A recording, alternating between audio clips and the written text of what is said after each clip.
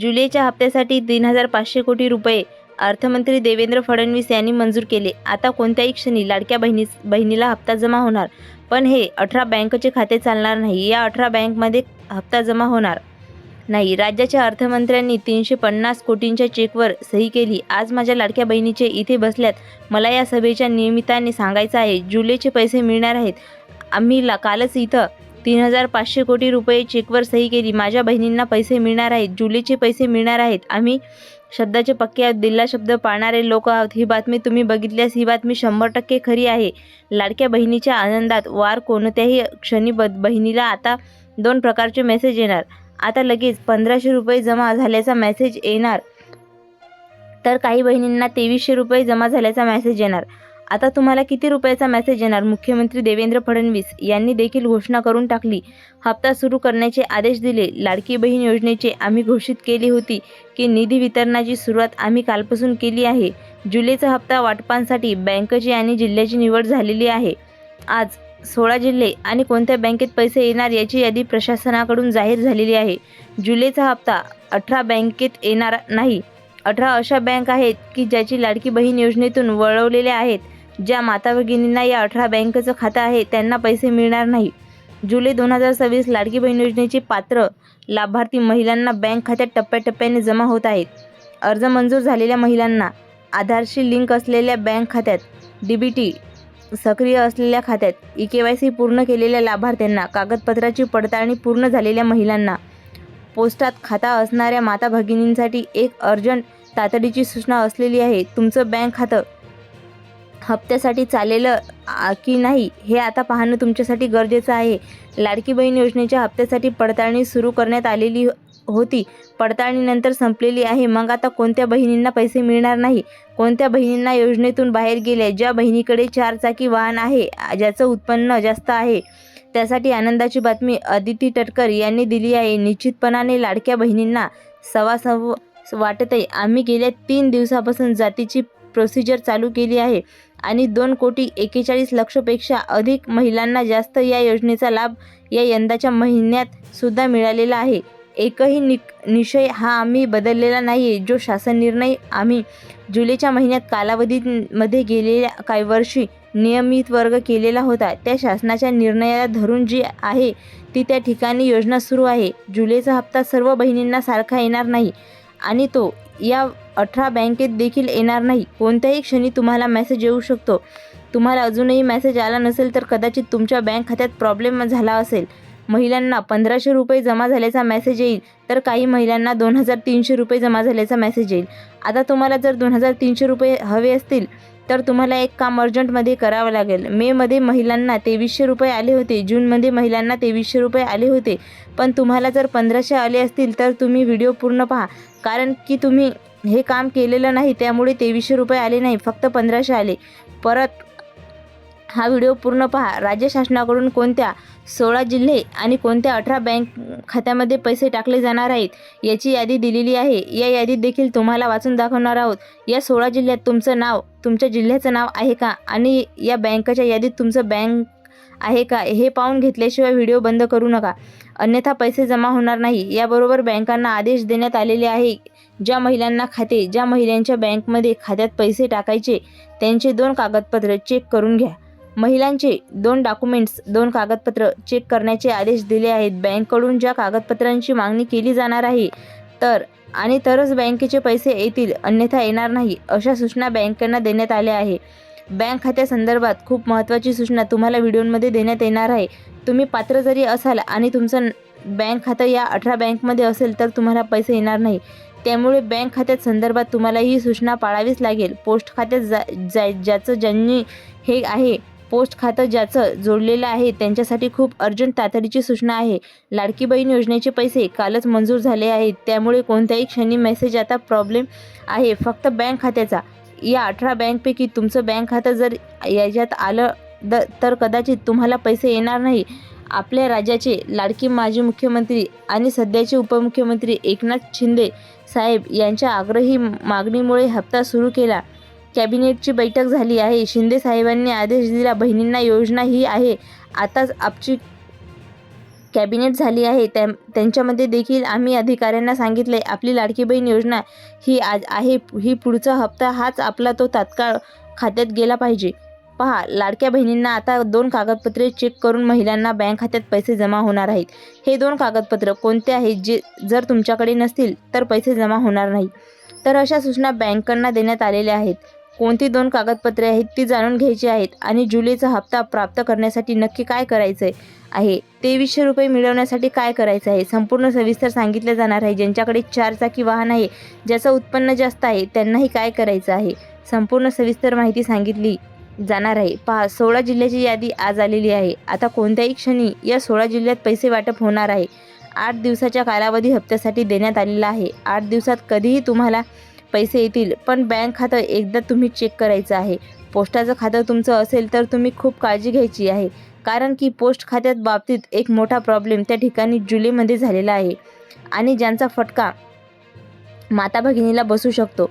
पैसे आले की नाही तुम्हाला समजणारच नाही. कदाचित तुम्ही हा व्हिडिओ पाहिला नाही तर तुम्हाला काही समजणार नाही, कारण 16 जिल्ह्याची यादी आणि बँकेची यादी आता तुम्हाला वाचून दाखवणार आहोत. लक्षपूर्वक ऐका की कोणत्या जिल्ह्यात हे पैसे येतील. सगळ्यात आधी जिल्ह्याची यादी सांगतो, त्यानंतर बँकेची यादी आहे. बघा, बँकेची यादी पाहिल्याशिवाय व्हिडिओ बंद करू नका. की व्हिडिओमध्ये शेवट कोणत्या अशा 18 बँका आहेत की ज्यांच्यामध्ये बिलकुल पैसे येणार नाही. त्या 18 बँकात जर तुमचं नाव असेल तर मग बाकी अवघड होऊ शकतं. 16 जिल्हे पहा. सगळ्यात आधी 16 जिल्हे सांगतो, त्यानंतर 18 कोणत्या बँक आहेत, त्याचे पैसे जमा होणार की नाही, पोस्ट खातेदारांचे काही प्रॉब्लेम आहे, ऐकल्याशिवाय व्हिडिओ बंद नका करू. 23,300 रुपये मिळवण्यासाठी एक छोटंसं काम करायचं, नाहीतर 1500 मिळतील आणि मग तुम्ही खूप खुश व्हाल.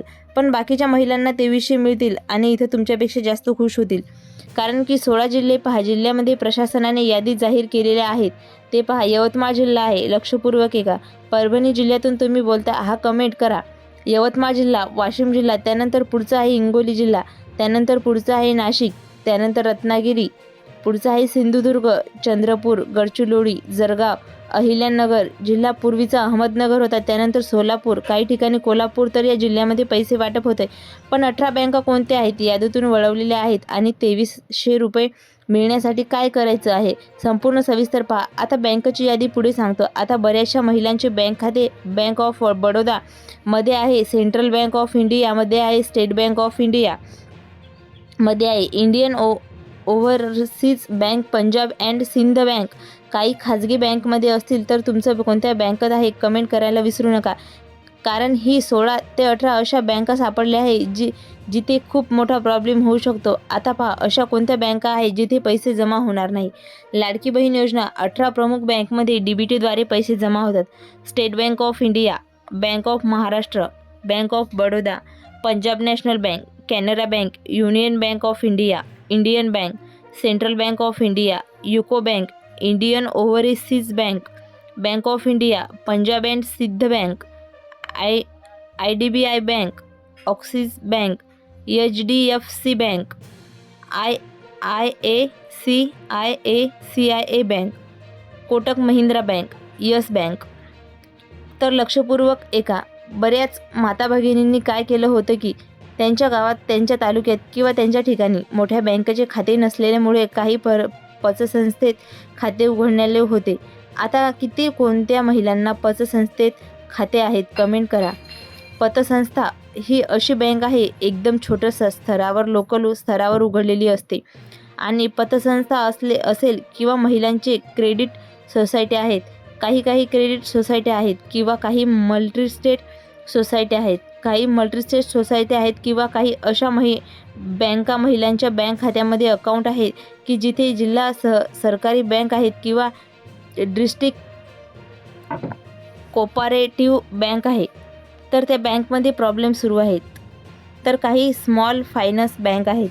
तर अशा बँकांना असतात पतसंस्था, झालेलं मल्टीस्टेट सोसायट्या झालं, जिल्हा बँक झालं, डिस्ट्रिक्ट सोसायटी झालं. तर ह्या अशा प्रकारच्या सोसायटीतील आहेत बँका आहेत. तर अशा स्वतःचा IFSC कोड नसतो.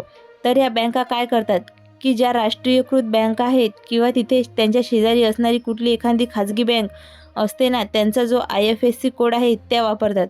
म्हणजे पैसे आधी बँक खात्यात येणार आणि त्यानंतर त्यांच्या येणार. बऱ्याच वेळा यामध्ये दीर्घाई होते, विलंब होते, पैसे येतात नाही असं नाही, पण दीर्घाई होते. बऱ्याच वेळा पैसे तिडकल्या तिडकेच कट होतात. बऱ्याचशा माता भगिनींना फेब्रुवारीचा जानेवारीचा जमा झाला नाही, डिसेंबरचा झाला नाही, अशा महिलांचे प्रॉब्लेम असू शकतात.